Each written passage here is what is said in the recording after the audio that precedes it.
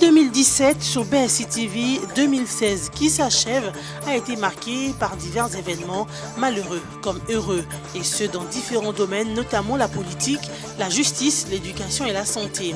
La rédaction de BSI TV vous propose sa rétrospective 2016. Les voyages du chef de l'État dans le Grand Lac, la nomination du nouveau Premier ministre et son voyage au Vatican, tels sont entre autres événements qui ont marqué l'actualité présidentielle en 2016. Joseph Kabila Kabange, président de la République, a convoqué le dialogue national inclusif pour sortir le pays de la crise politique qu'elle traverse. Des assises dont la fin a été sanctionnée par la signature d'un accord qui devrait constituer la ligne à suivre après le 19 décembre, date à laquelle prendrait fin le second quinquennat du président. À cet effet, une frange de l'opposition non signataire de cet accord s'est vue dans l'obligation d'unir ses revendications à celles des signataires. Artisan de la paix, Joseph Kabila a instruit les évêques catholiques de faire une mission de bons offices pour mettre tout le monde autour d'une table, pour enfin trouver un consensus définitif. C'est le dialogue autour de la SANCO qui s'est achevé à la fin de cette année. C'est qui a poussé Joseph Kabila à faire une visite privée à Rome, au Vatican, pour rencontrer le pape François, qui l'a encouragé à poursuivre à écouter les uns et les autres afin de retrouver la cohésion nationale dans le souci d'organiser des élections libres et apaisées. Dans le domaine sécuritaire, le président de la RDC a aménagé aucun effort pour chercher les voies et moyens de sortir son pays de la barbarie de rebelles. C'est dans cette perspective qu'il a rencontré son homologue ougandais Yoweri Museveni à KCC en Ouganda pour évoquer la question sécuritaire. Mais avant cela, Joseph Kabila est passé par la ville de Beni qui était sous les coups de massacre des personnes tuées par les rebelles des ADF. Un seul message à l'ordre du jour, neutraliser les groupes rebelles des ADF, auteurs de massacres en répétition à Beni et dans le Nord Kivu en général. Le président de la RDC n'est pas non plus resté bras croisés face aux difficultés économiques que connaît son peuple. C'est ainsi qu'il effectuera par invitation de son homologue tanzanien John Magufuli une visite à Dar es Salaam. Signature des accords commerciaux et économiques ont été au cœur de ce voyage. Le chef de l'État Joseph Kabila a aussi rejoint ses pairs des Grands Lacs et de la SADC à Luanda en Angola. Au cœur de leur rencontre, la crise politique en RDC. Une occasion pour les homologues de Joseph Kabila de le féliciter pour avoir organisé le dialogue national et inclusif. De retour au pays, le président de la République a tenu un discours devant le Congrès pour faire l'état de la nation. Joseph Kabila a appelé les uns les autres à mettre de côté leurs intérêts égoïstes pour privilégier l'intérêt général de la nation. Il a aussi à cet effet encouragé les prélats catholiques à continuer leurs bons offices pour réunir les partis en conflit. Conformément à l'article 17 de l'accord politique issu du dialogue, l'ancien Premier ministre Matata Ponyo a déposé sa démission auprès du président de la République qui, à son tour, a nommé Sami Badibanga comme nouveau Premier ministre du gouvernement d'union nationale. Volet infrastructure, c'est au cours de cette année 2016 que Joseph Kabila, l'homme de la révolution de la modernité, a inauguré l'immeuble du gouvernement qui devait abriter tous les ministères. Il a aussi inauguré 10 wagons ferroviaires de la SCPT, constituant ainsi le train de voyage reliant Kinshasa et Matadi.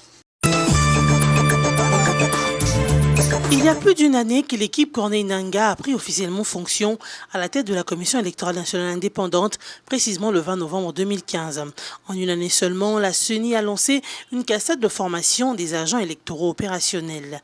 Il s'agit de 12 secrétaires exécutifs provinciaux, 14 experts formateurs, 14 experts juristes, 12 informaticiens, 12 chargés de formation, 15 concepteurs de procédures, 16 techniciens en informatique, 8 points focaux du PNUD, 34 experts des cabinets des membres de la CENI, 5 observateurs de la société civile, 66 chefs d'antenne, 66 informaticiens des antennes, 154 gestionnaires informatiques, 154 points focaux juristes, 90 formateurs électoraux nationaux, 539 formateurs électoraux provinciaux, 3637 formateurs électoraux territoriaux et 39 411 membres des centres d'inscription. Ces derniers déployés dans différentes provinces de la RDC ont déjà commencé l'exécution des tâches leur confiées. Déjà en septembre, la CENI avait réceptionné un lot de plus de 7000 kits en provenance de Laval, en France, prêts à être dispatchés dans cette cette province, constituant la première ère d'enrôlement telle que programmée par la CENI. Dans le souci de disposer d'un fichier électoral fiable et prêt à prendre en charge tous les scrutins en juillet 2017, le président de la Commission électorale nationale indépendante, Corneille Nangaa Yobelio, a débuté l'opération d'enrôlement dans la zone pilote du Nord Ubangi où 800 000 électeurs étaient attendus. En décembre, les opérations d'enrôlement et d'identification d'électeurs débutent dans les aires 1 et 2, comprenant 12 provinces. Le lancement effectif de ces opérations a concerné le Haut-Katanga, le Haut-Lomami, le Haut-Lualaba, le Tanganyika, le Nord Kivu, le Sud Kivu, le Maniema, la Chouapa, le Sud Ubangi, la Mongala, l'Équateur et l'Ituri. Pendant le dialogue de la Cité de l'Union africaine, le président de la CENI, Corneille Nangaa, a présenté les indications claires sur le fichier et le calendrier électoral. Face aux contraintes, notamment du temps et des finances, la CENI a recouru à la Cour constitutionnelle pour obtenir le report des élections en avril 2018, chose qu'elle a obtenue malgré plusieurs contestations. Un accord politique dans ce sens a été également signé à l'issue du dialogue national inclusif. Pendant que la population attendait déjà la publication du calendrier électoral, la CENI a annoncé le début des consultations avec les parties prenantes afin d'avoir leurs derniers avis et considérations quant à la publication du dit calendrier. Entre-temps, la centrale électorale poursuit les préparatifs des élections générales. Toujours dans la perspective du fichier électoral, dans le territoire de Rutshuru et Masisi au Nord Kivu, l'opération d'enrôlement des électeurs a été lancée il y a peu. Ici, la demande d'harmoniser la procédure d'enrôlement des personnes déplacées suite aux conflits armés et ethniques a été soumise à la CENI. Cette dernière a aussi débuté l'identification à Bikoro dans la province de l'Équateur. Notez cependant, toutes ces opérations d'enrôlement et d'identification des électeurs sont supervisées et suivies par la CENI. Son président s'est imprégné dernièrement dans le Haut-Katanga, précisément à Lubumbashi, de l'évolution des opérations lors de sa visite au cadre de ce coin de l'ex-Katanga. Notez cependant que le 31 janvier 2017, la CENI clôturera le déploiement du matériel sur toute la RDC et le 31 juillet 2017, elle présentera un nouveau fichier électoral fiable et prêt pour l'organisation de tous les scrutins. Toutes choses restant égales par ailleurs, la CENI a déjà un calendrier prêt techniquement sur base des repères donnés par l'accord politique du dialogue sous la médiation de Dem Kudjo à la Cité de l'Union africaine. Toutes choses restant égales par ailleurs, notez que la CENI a déjà un calendrier prêt techniquement sur base des repères donnés par l'accord politique du dialogue sous la médiation de Dem Kudjo à la Cité de l'Union africaine. La situation sécuritaire dans les provinces de la République démocratique du Congo a été caractérisée en ces derniers trimestres de l'année 2016 par des affrontements inédits, des incursions dans telle ou telle autre zone, des arrestations multiples et kidnappings, de manifestations publiques ayant conduit à de bains indécents, le cas de déplacement de population et de violence, pour ne citer que ceci. Déjà à l'est du pays, plus d'une incursion des ADF a été signalée à Beni, un des territoires du Nord Kivu, puis à Lubero, à Butembo et dans la ville de Goma où une fillette de 8 ans a trouvé la mort, ainsi qu'une trentaine de casques bleus blessés dans une explosion à Keishero. Nombreux sont les miliciens tués au cours de ces différents affrontements qui ont secoué et endeuillé l'est du pays et durant lequel quelques soldats de FARDC ont aussi succombé dans l'exécution de leur mission. Il faut aussi compter plusieurs arrestations de miliciens dans différents territoires et villes de l'Est de la RDC, tels qu'à Luanga, Beni et Lubero qui a été déclarée zone sans armes. Face à cette désolation que sèment les miliciens, plusieurs voix se sont levées, entre autres celles de la coordination de sociétés civiles, des associations telles que le CEPADO et même du gouvernement provincial pour réclamer soit une enquête, soit un médiateur spécial de conflit, soit encore pour appeler la population à collaborer avec les FARDC et la MONUSCO pour mettre fin à ces innombrables attaques. De leur côté, les FARDC ont combattu à côté de la population, repoussant, capturant ou même neutralisant les différents assaillants pour restaurer la paix dans la partie est de la République démocratique du Congo. Les FARDC ont, dans cette approche, libéré plus ou moins 13 personnes kidnappées dans la 3e semaine du mois de novembre. Les responsables de l'opération Soukola 1 et 2 ont même mis en place de nouvelles méthodes de sécurisation dans le but de reprendre le contrôle total dans l'est de la RDC. Ce, malgré les mesures d'autosécurisation prises par la population. Outre ces mesures prises pour l'opération Soukola 1 et 2, plusieurs condamnations ont été prononcées à l'endroit de certains miliciens, auteurs et commanditeurs de ces attaques. Avec ces efforts fournis par les FARDC, la paix est revenue dans certaines contrées de l'Est, telles qu'à Luanga, où plus de 300 ménages y sont retournés il y a peu après une fuite causée par l'insurrection d'un nouveau groupe de rebelles jusqu'ici non identifiés. Quittant l'est de la République démocratique du Congo, où les forces se sont déployées pour combattre l'insécurité, pour nous rendre au Tanganyika, où plus de 152 écoles ont été incendiées à la suite d'un conflit ethnique entre les Pygmées et les Bantous. Ces conflits a causé, au-delà de dégâts matériels énormes, de pertes en vies humaines à la fin du mois de novembre dernier. À Bunia, par contre, la police a présenté une vingtaine de présumés bandits armés qui sèment la terreur dans cette ville, chef-lieu de la province d'Ituri. Alors qu'à Mombasa, plus ou moins 800 habitants ont fui leur domicile à cause de nouveaux groupes de miliciens. Certains cas de viol ont été aussi signalés ces derniers trimestres à Kisangani, chef-lieu de la province de la Tchopo, où 3 femmes ont été violées dans l'espace de 3 semaines. Dans les Kasaï centrales, un nouveau groupe de miliciens Kamiasompo a vu le jour dans la cité de Kenankuna, chef-lieu de Kabiakamwanga. Pillant, incendiant et tuant, ces miliciens ont terrorisé la population de cette partie de la RDC.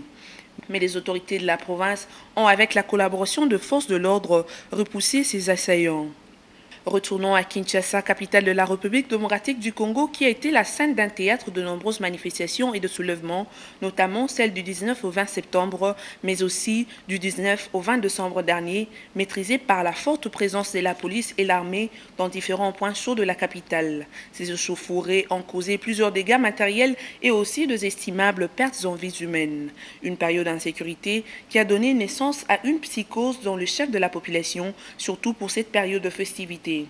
Cependant, malgré tous ces cas évoqués, les autorités ont mis en place différentes mesures qui ramènent tant soit peu la paix et maintiennent la sécurité de personnes et de leurs biens. Tout en rappelant que le viol est une autre forme d'arme de guerre, la RDC tient à éradiquer ce phénomène. Dans cette lutte, une baisse de cas de violence sexuelle à 50% sur l'ensemble du territoire congolais a été constatée. Ce, après les efforts du bureau de la représentante spéciale du chef de l'État en matière de violence faite à la femme. Dans cette lutte, une baisse de cas de violence sexuelle à 50% sur l'ensemble du territoire congolais a été constatée. Ce, après les efforts du bureau de la représentante spéciale du chef de l'État en matière de violence faite à la femme, lesquels efforts sont encouragés à vive voix. Au cours de l'année 2016, la mission onusienne, en collaboration avec les autres institutions onusiennes représentées en République démocratique du Congo, ont appuyé les efforts du gouvernement congolais dans tous les domaines d'action prioritaires tendant à la consolidation de la paix, conformément au mandat qui lui est donné par le Conseil de sécurité des Nations Unies. Même si les progrès sont difficilement quantifiables, ils n'en demeurent pas moins visibles sur le terrain, notamment dans les domaines de la lutte contre les groupes armés, la restauration de l'autorité de l'État et la protection de civils. La République démocratique du Congo a traversé une période cruciale de son histoire pendant laquelle elle devait organiser son 3e cycle électoral démocratique avec un enjeu majeur, celui de l'alternance au sommet de l'État au terme de 2 mandats épuisés par le président Joseph Kabila. À cet effet, plusieurs sujets ont fait l'objet de débats dans le pays, notamment le respect du délai constitutionnel sur la fin du mandat du chef de l'État, mais aussi l'alternance politique au sommet de l'État. Des fois sans comprendre les choses, ces sujets ont occasionné des troubles dans le pays. Soucieux du maintien de la paix dans le monde en général et plus particulièrement en République démocratique du Congo, le Conseil de sécurité a adopté à l'unanimité la résolution 2277 prolongeant ainsi le mandat de la MONUSCO jusqu'au 31 mars 2017. Dans cette résolution, le Conseil de sécurité a mis l'accent sur de nombreux sujets relatifs à la préservation de la paix et de la sécurité dans le pays. Le Conseil a réitéré son appel au gouvernement de la RDC de prendre davantage des mesures pour engager et maintenir un dialogue stratégique avec l'ONU afin d'élaborer un plan d'action et une stratégie de retrait pour la MONUSCO, y compris sa brigade d'intervention. Tout au long de l'année 2016, la MONUSCO a dévoilé sa stratégie pour diminuer le nombre d'enfants dans des groupes armés. Le mandat de la section protection de l'enfant de la MONUSCO vise à réduire les violations graves de droits de l'enfant commises par les parties en conflits armés. Ces violations comprennent entre autres le recrutement, l'enlèvement, les viols et autres formes de violence, les meurtres, les attaques contre les écoles et les hôpitaux perpétrés par les groupes armés. Selon la section protection de l'enfant, les groupes armés sont responsables de 98% des violations contre les enfants. Les auteurs les plus persistants sont le FDLR, les Nyatura, les Raya Mutomboki, les FDP ex-Maïma et Chetani. En 2016, la section a relevé que le recrutement représentait 80% de cas de violation de droits de l'enfant. En outre, les Nations Unies ont réitéré leur soutien aux opérations de révision du fichier électoral dans certaines provinces de la République démocratique du Congo, telles que l'Équateur, la Chouapa, la Mongala, le Holomami et tant d'autres. C'est ce qu'a indiqué Félix Prosper Basse, porte-parole de la MONUSCO, au cours d'un point de presse durant l'année 2016. La communication de la mission onusienne a également porté sur le bilan des questions humanitaires, notamment l'assistance alimentaire de 2200 tonnes de vivres apportés aux réfugiés de l'Ituri depuis janvier 2016. Toujours au sujet de l'aspect humanitaire, le bureau de l'Organisation mondiale de la santé en RDC a émis le vœu d'en finir avec le paludisme d'ici 2030. Une maladie qui continue encore de tuer chaque année des centaines de milliers de personnes en Afrique. En République démocratique du Congo, c'est près de 10 millions de personnes qui sont affectées chaque année par le paludisme et plus de 20 000 personnes qui en meurent. Pourtant, de réels efforts sont faits au niveau de la prévention et de la prise en charge, a affirmé le docteur Bakary Sambou, en charge de la lutte contre le paludisme au bureau de l'Organisation mondiale de la santé en RDC. Toutes choses restant égales par ailleurs, la MONUSCO reste aux côtés des FARDC afin de déstabiliser les différentes milices qui endeuillent la population dans les provinces RD congolaises. La Cour pénale internationale a connu en cette année 2016 plusieurs événements qui ont fait douter de sa crédibilité, notamment les annonces de retrait de plusieurs pays ayant ratifié l'accord de Rome. Mais aussi plusieurs condamnations ont été enregistrées au sein de cette Cour. Notons dès le départ que plus d'un pays africain, notamment l'Afrique du Sud, le Burundi et la Gambie ont décidé de se retirer de cette juridiction internationale. Mais ces décisions de retrait n'empêchent en rien la poursuite des enquêtes et affaires en cours, a fait savoir la procureure Fatou Bensouda. Depuis le 21 février 2015, le nouveau président de l'Union africaine, le Zimbabwéen Robert Mugabe, a déclaré que l'Afrique se retirerait de la CPI au 25e sommet de juin en Afrique du Sud et a proposé de créer une Cour africaine de justice. Quoique cette décision n'ait pas été prise à ce sommet, la République sud-africaine a refusé, en dépit de la demande de la CPI, d'arrêter de livrer le président soudanais Omar el-Béchir, accusé de crimes contre l'humanité et génocide lors de la guerre de Darfour. Ce n'est qu'au 27e sommet de l'Union africaine tenu à Kigali en juillet 2016 qu'a été encore évoqué le positionnement de l'organisation continentale à l'endroit de la Cour pénale internationale. Eu égard à cette situation, nous nous sommes posé une série de questions. Y a-t-il des observations fondées qui ont poussé maintes pays africains à se prononcer sur leur retrait de la CPI? Pourquoi tous les pays du monde n'ont-ils pas ratifié le statut de Rome qui institue la CPI? Quels sont les objectifs non avoués poursuivis par la CPI? Quels sont les reproches adressés à la CPI par les pays africains frustrés qui veulent s'en retirer? Qu'y a-t-il à savoir sur les raisons qui ont milité en faveur de la création de la CPI? La CPI est-elle un bras séculier de la prédation impérialiste contre l'Afrique? Quant à la préoccupation de savoir si un pays peut se retirer de la CPI après avoir signé le statut de Rome, ici est de retenir que c'est prévu dans l'article 127 du statut de Rome. Cet article stipule en effet que tout État partie peut, par voie de notification écrite adressée au secrétaire général de l'Organisation des Nations Unies, se retirer du présent statut. Mais le retrait prend en effet un an après la date à laquelle la notification a été reçue, à moins que celle-ci ne prévoie une date postérieure. Cette première préoccupation induit une deuxième qui précise que ce retrait ne peut pas être rétroactif. Cela signifie concrètement qu'il n'a pas d'impact sur le futur, pas sur les affaires et les enquêtes en cours déjà commencées. L'État a l'obligation de continuer à coopérer avec les juges pour toutes les procédures qui ont été engagées. À la question de savoir pourquoi tous les pays du monde n'ont pas ratifié le statut de Rome qui institue la CPI, beaucoup d'analystes soutiennent que cela est lié pour certains à leur statut d'État prédateur et pour d'autres à leur refus de ne pas être victimes de la justice des États prédateurs qui, selon eux, sont des créateurs occultes et malins de la CPI. La CPI est-elle un bras séculier de la prédation impérialiste contre l'Afrique? À cette question, des observateurs répondent par l'affirmative, soutenant que les troubles qui, à travers le monde, viennent des États prédateurs connus. Pour eux, c'est un secret de polichinelle que les États occidentaux sont à l'origine du génocide du Rwanda, du guépier de la partie orientale de la RDC, de la déstabilisation de la Libye, des tragédies de la Syrie, de la partition de la Yougoslavie, etc. Des auteurs, experts et analystes citent les États-Unis d'Amérique comme à la base de la plupart des points chauds du monde pour asseoir leur hégémonie générale. La plupart des pays africains qui veulent se retirer de la CPI s'étonnent que les Africains soient à plus de 90% les seuls à être retenus à la CPI.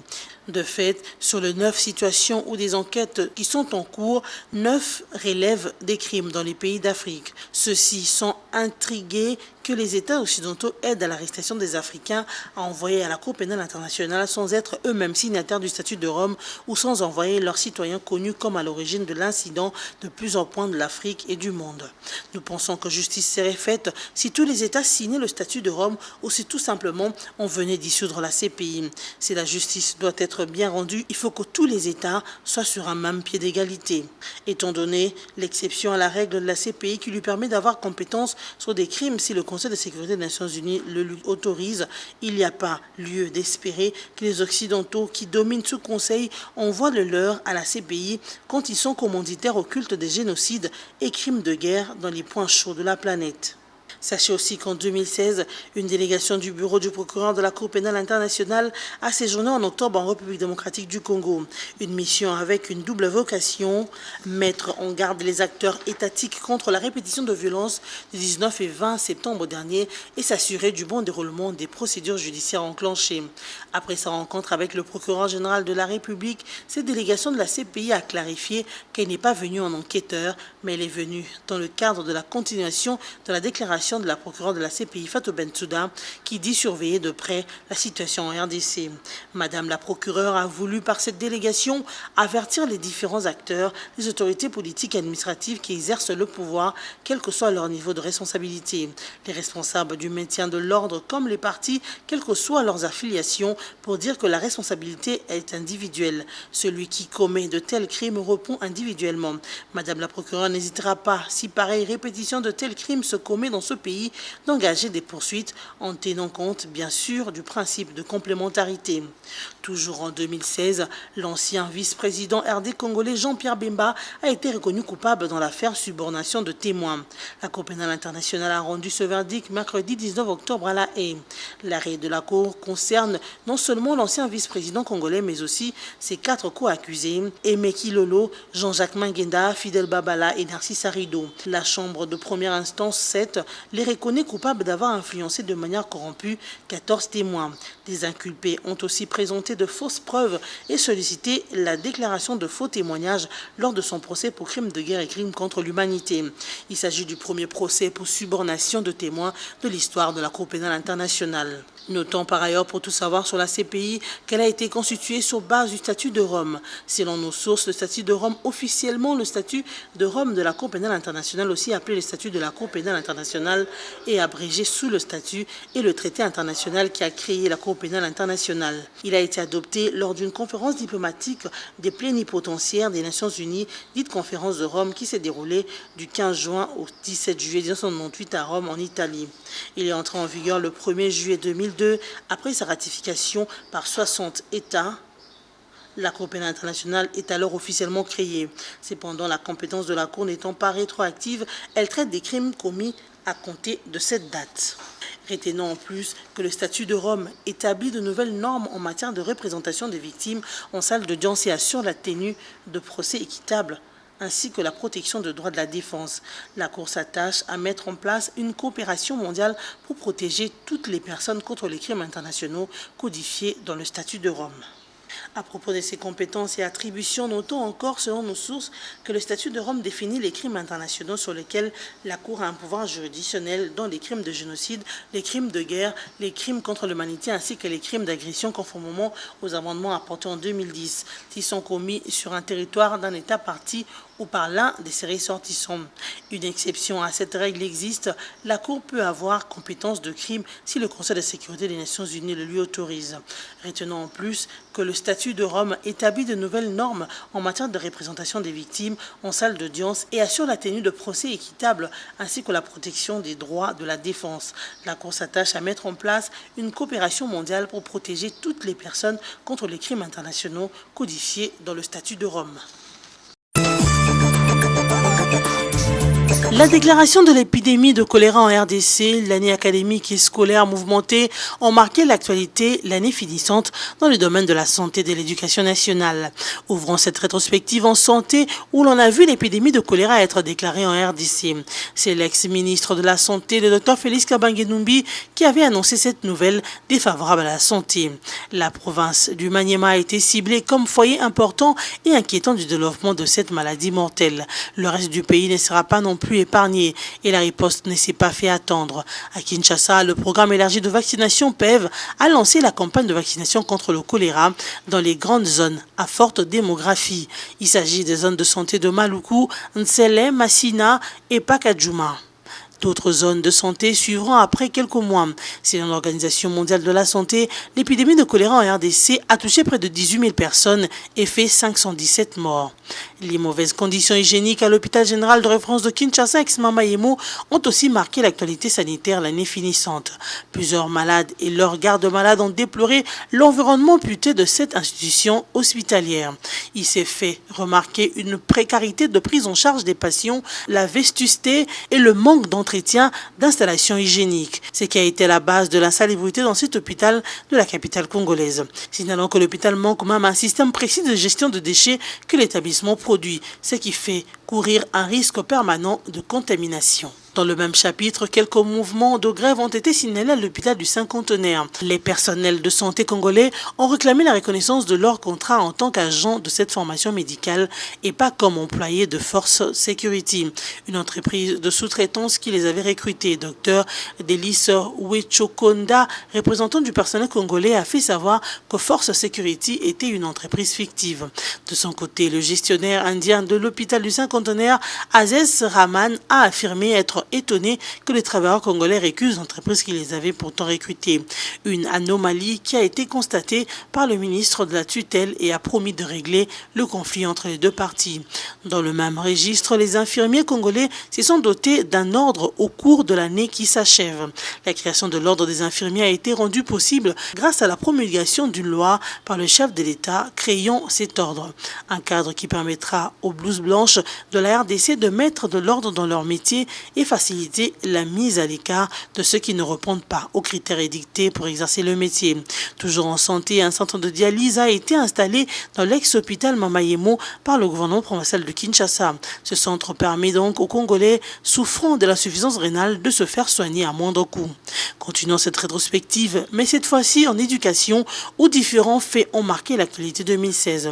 La rentrée scolaire 2016-2017 a été marquée par les émeutes du 19 et 20 septembre, ce qui a causé le retard d'une semaine des cours pour les élèves de Kinshasa, car les parents ont gardé les enfants à la maison par crainte de représailles des manifestants. L'ex-ministre d'enseignement primaire, secondaire et initiation à une nouvelle citoyenneté, Makar Mwangou, a enfin demandé aux parents d'envoyer les élèves à l'école, ce pour éviter la perturbation du calendrier scolaire. Des incidents comme le soulèvement des élèves de l'Athénée de la Gombe contre la spoliation de leur espace a aussi marqué le secteur de l'éducation en RDC. La rentrée académique a quant à elle été placée sous l'apolitisme des institutions universitaires par l'ex-ministre de l'ESU, Théophile Mbemba. Il a plaidé pour le respect de ce principe pour que l'université reste en dehors de toute idéologie partisane. Il a ensuite évoqué les réformes au sein des universités pour que ces dernières deviennent moteur de la croissance pour l'émergence du pays à l'horizon 2030. C'est aussi dans ce même chapitre qu'on a vu les agences des Nations Unies, notamment l'UNESCO et l'UNICEF, rendre hommage aux enseignants tués au Nord Kivu. L'Organisation des Nations Unies pour l'éducation, la science et la culture UNESCO a salué conjointement avec le Fonds des Nations Unies pour l'enfance UNICEF la mémoire des élèves et enseignants tués dans un accrochage entre militaires congolais et les membres de la secte Église Corps du Christ. Les enseignants victimes de tirs d'une roquette ont été en plein exercice de leur fonction et les enfants en train d'apprendre. Outre ces tueries, nombreuses écoles ont été réhabilitées et construites par le gouvernement central. L'année 2016 a été marquée par de nombreux décès, mais aussi d'événements politiques, économiques et sportifs qui ont marqué l'histoire du monde. Une rétrospective résumée que la rédaction de BSC TV vous présente. Sur le continent africain, les attentats ont été au cœur de l'actualité. 29 morts, c'est le bilan d'une attaque djihadiste à Ouagadougou, au Burkina Faso. Une revendication signée Al-Qaïda au Maghreb AQMI. La Côte d'Ivoire, voisine, ne sera pas non plus épargnée de cette barbarie. Une fusillade à la station balnéaire de Grand Bassam fait 19 morts. Al-Qaïda au Maghreb signe l'attentat. La secte islamiste Boko Haram a aussi poursuivi ses attaques sanglantes au nord du Nigeria. C'est aussi au cours de cette année finissante que l'Afrique du Sud et la Gambie avaient enclenché une procédure pour se retirer de la Cour pénale internationale, ces pays en sigle. La partialité de cet organe judiciaire international serait la cause de ce retrait. Il n'y a pas que de mauvaises nouvelles dans l'actualité africaine de 2016. On a aussi enregistré des alternances réussies dans plusieurs pays. C'est le cas du Bénin où Patrice Talon a remporté la présidentielle face au président sortant Yahi Boni. Au Ghana, l'opposant historique Nana Akufo-Addo a battu dans les urnes John Dramani Mahama, président sortant. Victoire également d'Adama Barrow à l'élection présidentielle gambienne. Après avoir reconnu sa défaite le jour suivant et félicité l'élu, Yaya Jammeh, qui dirige la Gambie depuis 22 ans, s'était ravisé une semaine plus tard, rejetant les résultats et réclamant un nouveau scrutin. On a vu aussi le continent organiser la COP22 avec pour thème les changements climatiques en 2016. C'est la ville de Marrakech au Maroc qui a accueilli ce grand forum mondial avec plus de 20 000 participants venus du monde entier. Par ailleurs, l'année qui s'achève a été rythmée en Europe par différents faits, notamment le retrait par référendum des Britanniques de l'Union européenne. C'est le oui qui l'a emporté lors du référendum à ce sujet. Ainsi se déclenche le phénomène Brexit. L'Europe sera aussi la cible de terroristes en 2016. C'est le cas de Bruxelles avec un attentat d'une double explosion, une à l'aéroport international et l'autre dans une gare de métro. 31 morts et plus de 260 blessés. L'attaque est revendiquée par l'État islamique. Non loin de là, notamment en France, c'est la ville de Nice qui est visée. Au volant d'un camion, Mohamed Boulet fonce sur la foule des Anglais en promenade. Il emporte avec lui 86 morts et plus de 200 blessés. Le même État islamique revendique cet attentat. Même modus operandi, mais cette fois-ci à Berlin en Allemagne. Anis Amri, membre de l'État islamique, fonce dans la foule au volant d'un camion de 38 tonnes et tue 12 personnes et 50 blessés sur le marché de Noël. L'État islamique signe le meurtre.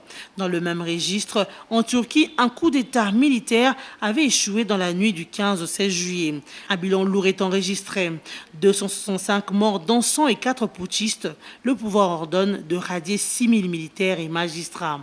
Pendant ce temps, sur le continent asiatique, la poursuite de la guerre en Syrie, avec toutes ses conséquences, a marqué l'actualité.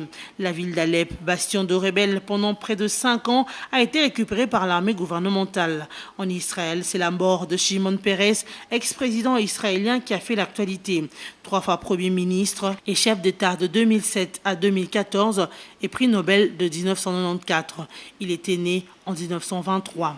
Au Japon, l'année finissante est marquée par la visite historique du Premier ministre Shinzo Abe sur la base américaine de Pearl Harbor, située sur l'archipel d'Hawaï. Accompagné de son homologue américain, le Premier ministre nippon a salué la mémoire des disparus avant d'affirmer de ne plus jamais répéter les horreurs de la guerre. Barack Obama a quant à lui salué cette visite qu'il a qualifiée de geste historique et a réitéré sa volonté de voir les relations entre les deux pays perdurer. Poursuivant avec la rétrospective des événements ayant marqué les Amériques, les Américains ont élu le multimilliardaire Donald Trump comme 45e président des États-Unis. Son investiture aura lieu le 20 janvier 2017. Il succédera à l'actuel président Barack Obama. Un accord de paix historique a été cependant signé en Colombie entre le gouvernement et la principale guérilla du pays, les forces armées révolutionnaires de Colombie. Cet accord, qui met fin à plus de 50 ans de conflit, est intervenu après 4 ans de discussions à Cuba, pays qui a perdu son ancien président Fidel Castro. L'homme fort de la Havane a gouverné fermement le pays pendant près de 50 ans. Et les députés brésiliens ont quant à eux voté en faveur de la destitution de la présidente Dilma Rousseff, accusée de maquillage des comptes publics. Bouclons cette page rétrospective avec le sport sous l'élection du Suisse Gianni Infantino à la présidence de la Fédération internationale de football association FIFA. Le Suisse de 45 ans remplace son compatriote Sepp Blatter. Dans le même registre, le Brésil s'est fait l'honneur d'organiser les Jeux olympiques 2016 à Rio de Janeiro. Le Portugal a remporté le championnat d'Europe de football Euro 2016 en battant la France par un score d'1-0. C'est aussi au cours de cette année que le boxeur américain Mohamed Ali est décédé. Né sous le nom de Cassius Clay, le boxeur meurt à l'âge de 74 ans après avoir lutté pendant 32 ans contre la maladie de Parkinson.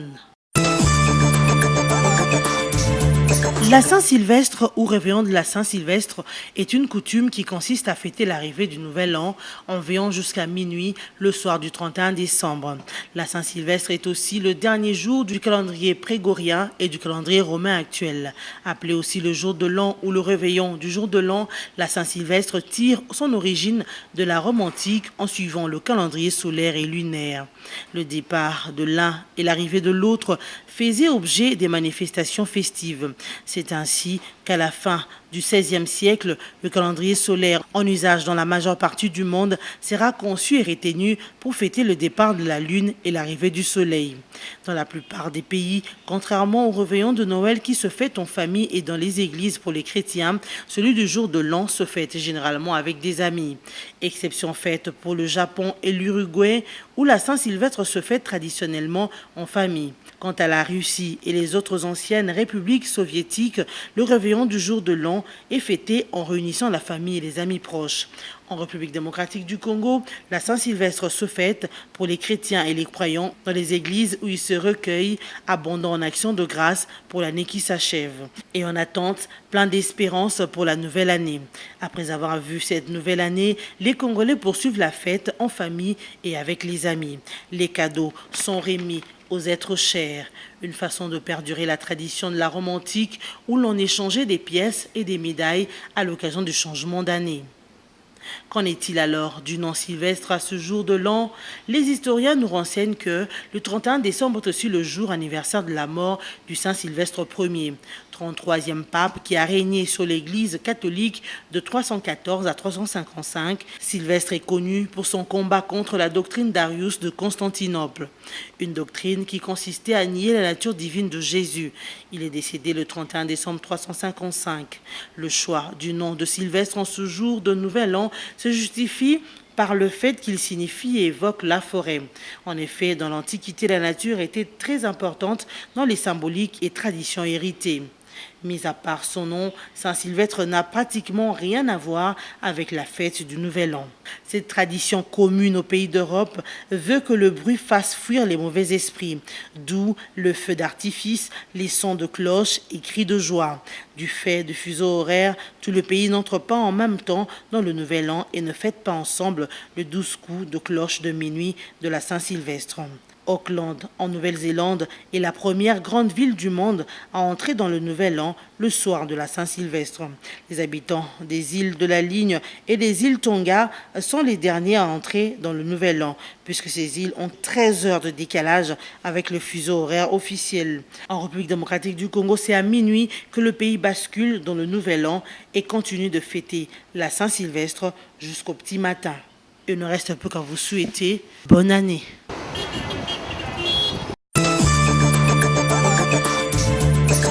pour cette rétrospective de l'an 2016 que nous avons eu le plaisir de vous présenter.